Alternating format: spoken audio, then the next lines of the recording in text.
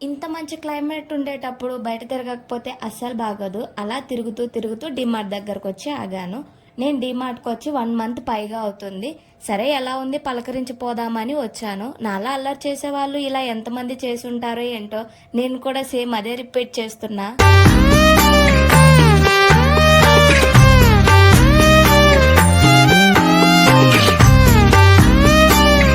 గొడుగు కొనేవాళ్ళు కూడా ఇన్ని టెస్టులు చేయరు. నేను మాత్రం అన్నీ టెస్ట్ చేస్తాను. కానీ ఫైనల్‌గా కొనను.